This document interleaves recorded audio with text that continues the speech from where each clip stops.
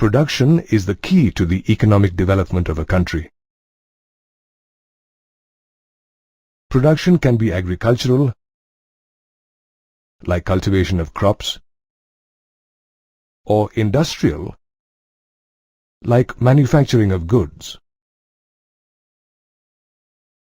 Over 70% of the population in India still lives in villages. People living in villages require various goods and services, many of which are produced locally. Thus, a village is a good place to understand various concepts related to production. We have chosen Palampur as the place to study production.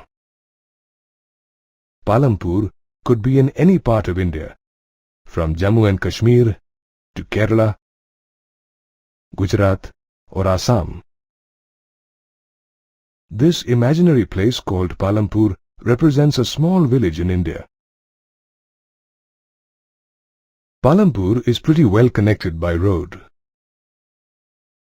A 3-kilometer-long all-weather road connects Palampur to a bigger neighboring village called Raiganj. From Raiganj, the same road continues to the nearest town of Shahpur. If you travel on the road from Shahpur to Palampur, you will find an amazing mix of transport. Dongas, bullock carts, bogies, motorcycles, jeeps, trucks and tractors are all used to transport people and goods on this road. Palampur is a small village inhabited by about 450 families. As in most villages in India, people in Palampur belong to many different castes. The �12 caste families in Palampur have pakka houses made of brick and cement plaster.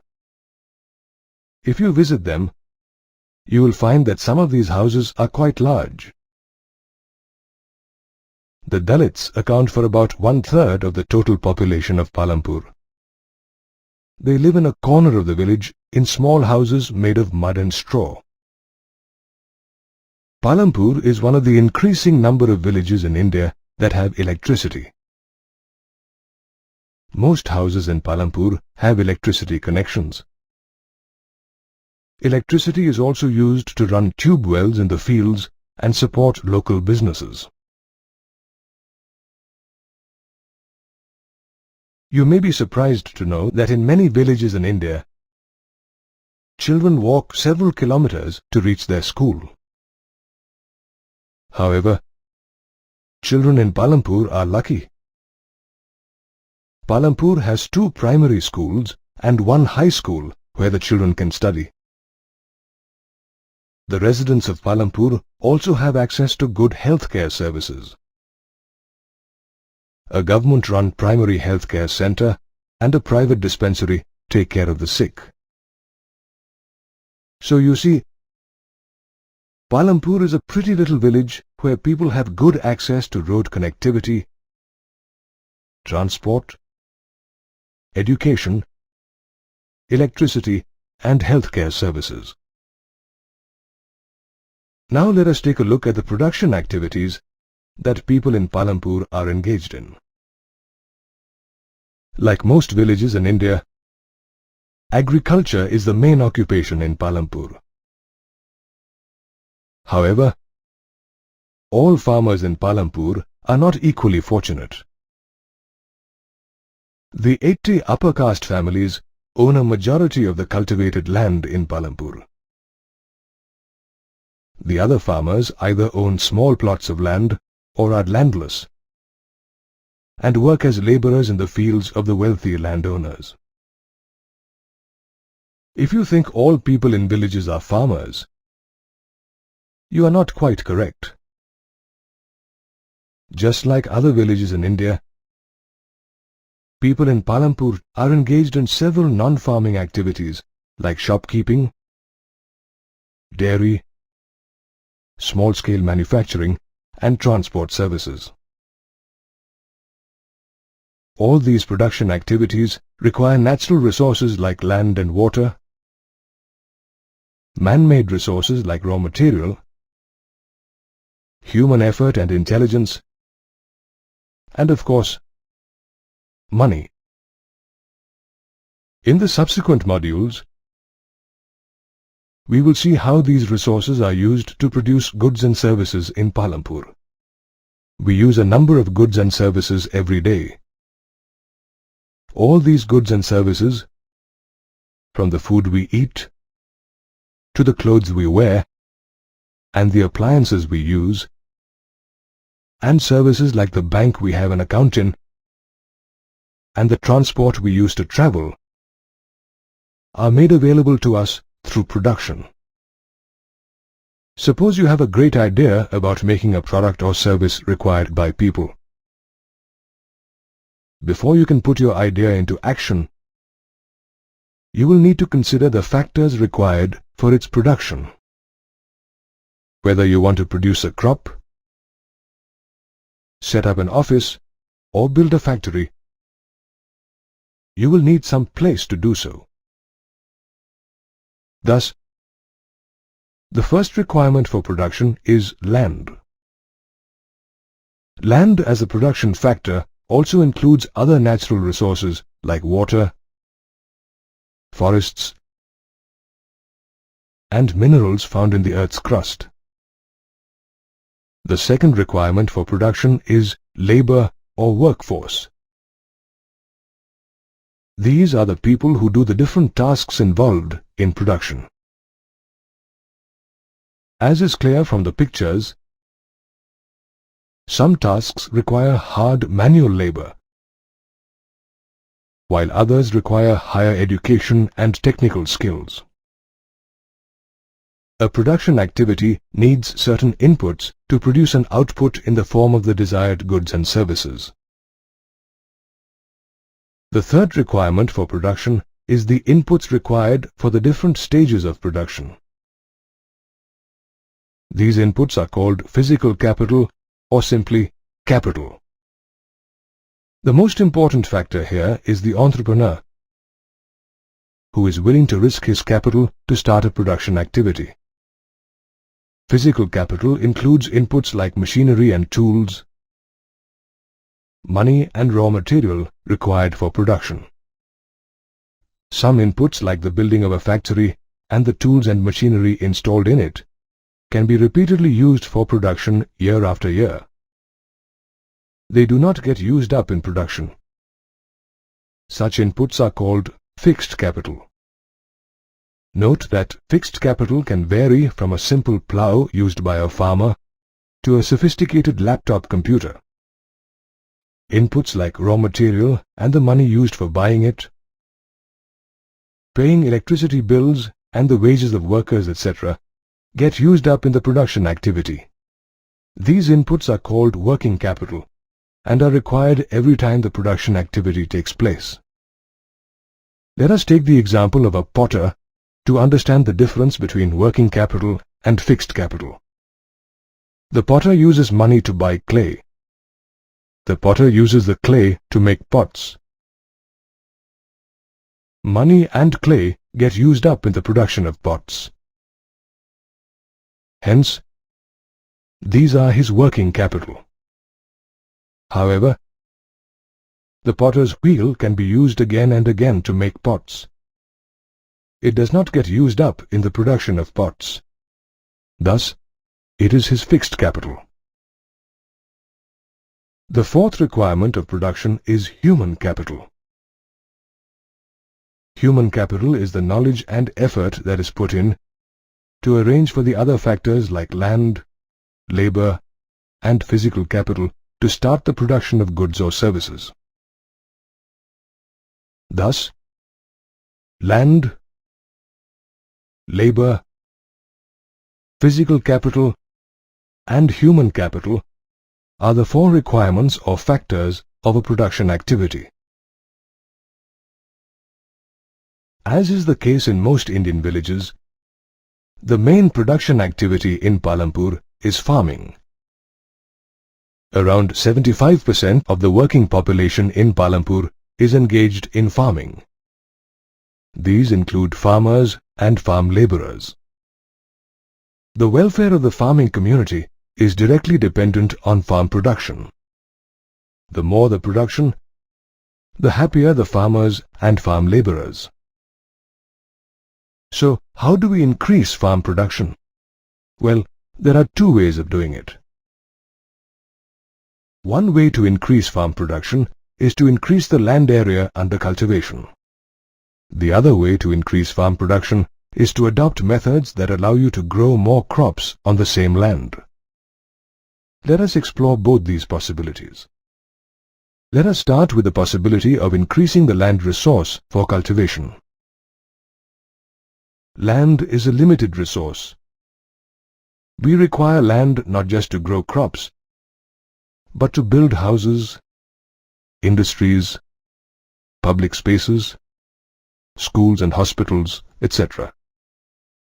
Thus, it is difficult to increase the land area under cultivation.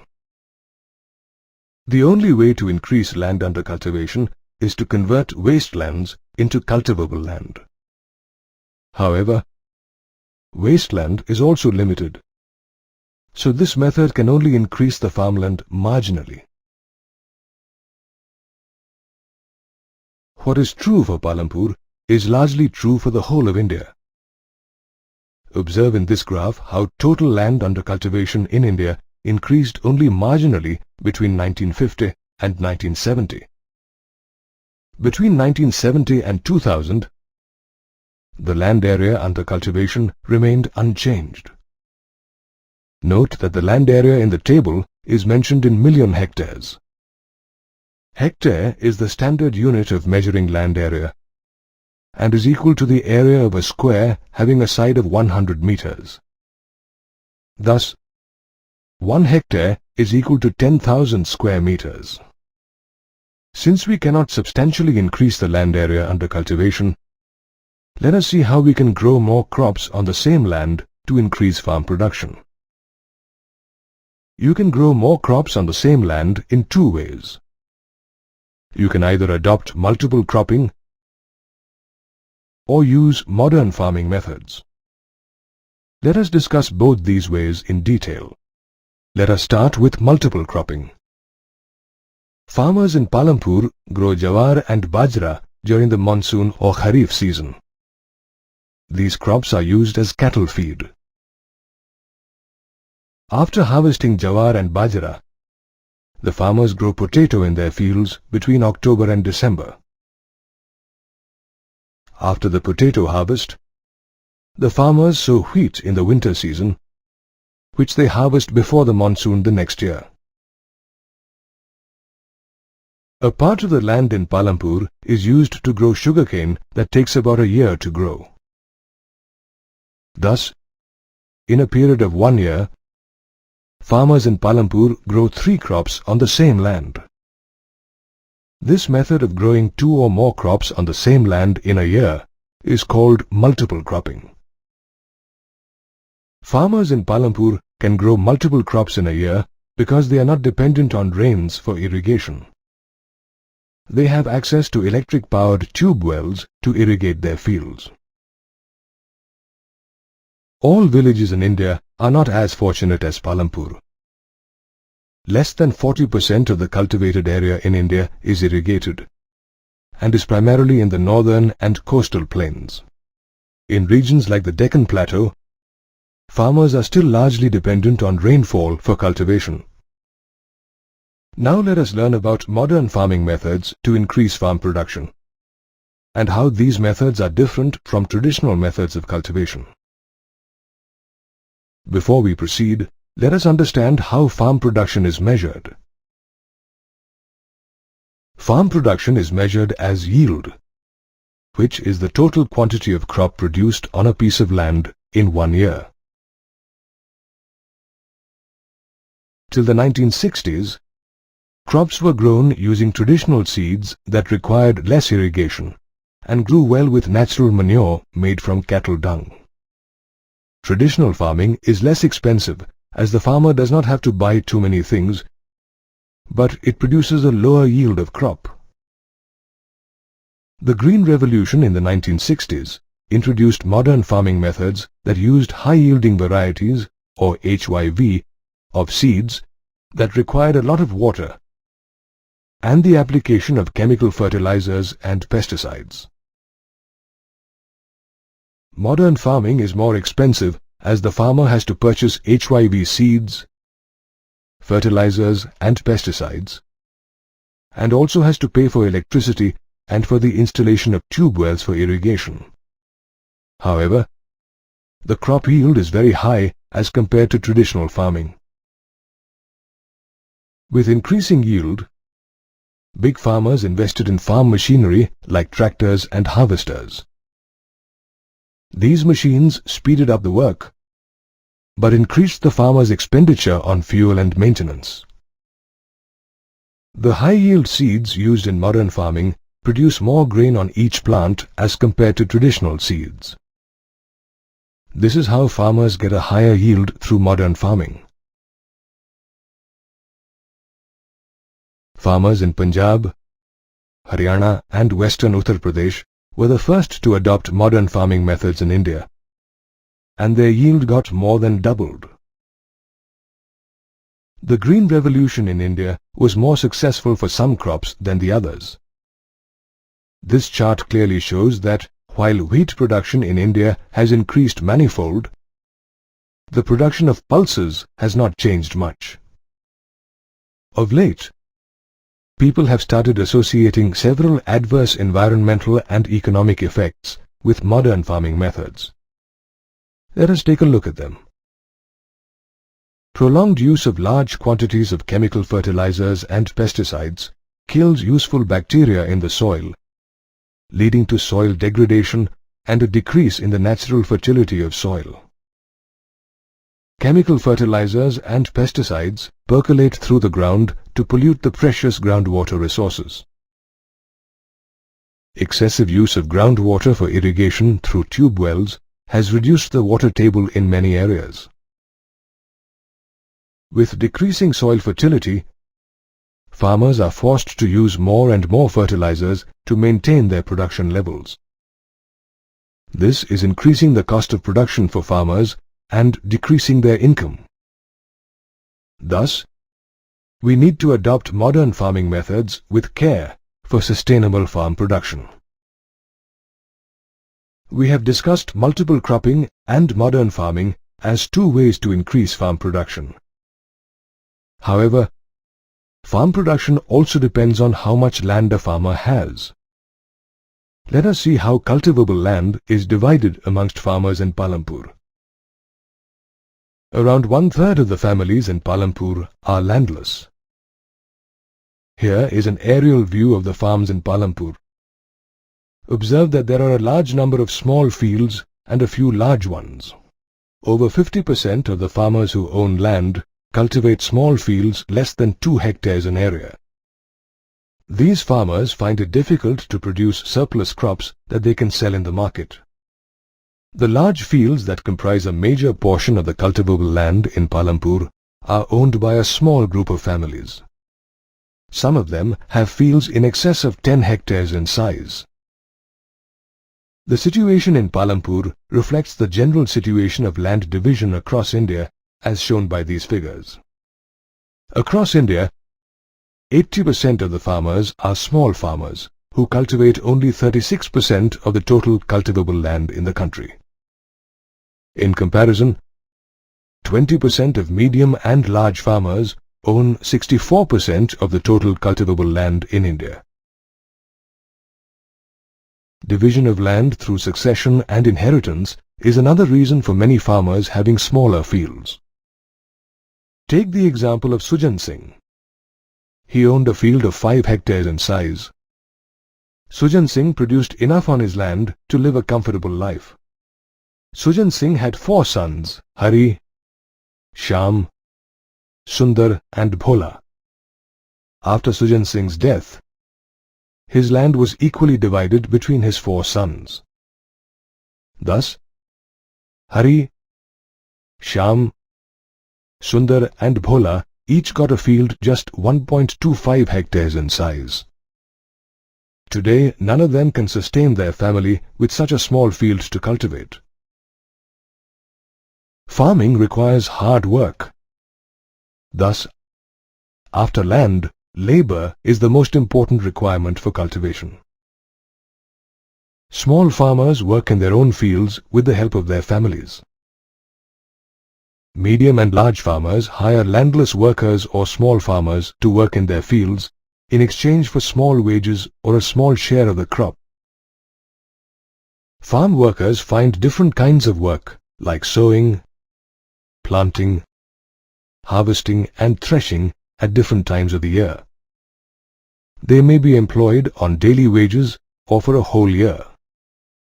Farm laborers lead a difficult life. Most of them have loans to repay. There is no job security, and payments are much less than the government stipulated 60 rupees per day. With farm machines taking over most of the manual work done in the fields, farm laborers find it increasingly difficult to find jobs. Many of them migrate to other states to find work. Along with land and labor, the third important requirement for farming is the capital or money required for cultivation. We have already seen that modern farming methods require a farmer to spend more on farming. A farmer can earn money only by selling his produce. Small farmers grow just enough crops to feed their families. They are left with little or nothing to sell to arrange for the capital required to grow another crop. Thus, small farmers in Palampur are forced to borrow money from big farmers or local money lenders. Besides paying a high rate of interest, small farmers also have to work as farm laborers for large farmers to repay their loan. The large farmers, on the other hand, produce a lot more than their own requirement. The large farmers in Palampur sell their surplus wheat to traders in Raiganj at a good profit. The large farmers deposit their money in banks or lend it to small farmers. The large farmers also use their surplus profits to acquire new fixed capital assets like farm machinery. The large farmers are also investing money in non-farming activities like transport and shops. Thus, while the rich are getting richer, the poor are getting poorer in Palampur. Like most villages in India, farming is the main production activity in Palampur. However, 1/4 of the population of Palampur is engaged in non-farming activities like shopkeeping, dairying, manufacturing, and transport. Let us learn more about these activities. The moment you get down at Palampur bus stop, you will see small eatery shops and tea stalls set up by people in open spaces outside their houses. Further into the village, you will find some shopkeepers who buy goods from wholesalers in Shahpur and sell them in Palampur. You can get all things of daily use like groceries, fruits and vegetables, toiletries, and stationery items in the shops at Palampur. Meet Karim. He found that a large number of students from Palampur who attend college at Shahpur also take computer classes there. So, Karim started a computer training center in his house at Palampur. Karim bought a few computers and hired 2 computer literate women from the village. Now, a good number of students attend classes at his computer training center. Let us move on to dairy. Several people in Palampur are engaged in dairy activities. Buffaloes in these dairies are fed jawar and bajra grown in Palampur itself. Milk from the dairies in Palampur is transported daily to 𝙈𝙃𝙊𝙃. Some traders from 𝙎𝙃𝙊𝙋 have set up collection centers and chilling plants at 𝙈𝙃𝙊𝙃, from where milk is supplied to other towns and cities. Now let us look at manufacturing. When we talk about manufacturing, we immediately think of large factories and production plants in industrial towns and cities. However, in villages like Palampur, manufacturing happens at a much smaller scale, using simple and often traditional methods. Several families in Palampur are engaged in small-scale manufacturing activities like making handicrafts, weaving cloth and baskets, and making candles. All members of the family contribute to the manufacturing activity, and outside labor is rarely hired. Meet Mishrilal, the entrepreneur. He has set up an electric sugarcane crushing machine on his field. This machine offers many advantages over the traditional method of crushing sugarcane using bullocks. Mishrilal buys sugarcane from other farmers in Palampur and makes jaggery from it. He sells the jaggery to traders in 𝙎𝙃𝙃 at a small profit. Coming to transport, Palampur is connected by an all-weather road to 𝙈𝙃𝙃 and 𝙎𝙃𝙃. A number of people in Palampur are engaged in transporting goods and people along this route, using a variety of vehicles like cycle rickshaws, tongas, bullock carts, jeeps, tractors and trucks. Here is Kishora, a man of multiple vocations. His is another interesting story. Kishora does not own any land. Till a few years ago, he worked as a farm laborer. The little money he earned was hardly sufficient for his family. Then Kishora took a loan under a government scheme providing loans to landless laborers and bought a buffalo. He now sells dairy products for a living. Kishora also appends a cart to his buffalo and uses it to transport different types of material. Every month, Kishora earns some extra money by transporting all kinds of material from clay for the village potter to jaggery for traders in 𝙎𝙃𝙃. Kishora's financial condition is much better now. Let us conclude by looking at the table showing the nature of capital and labor used for the production of goods and services in Palampur by Karim, Mishrilal and Kishora.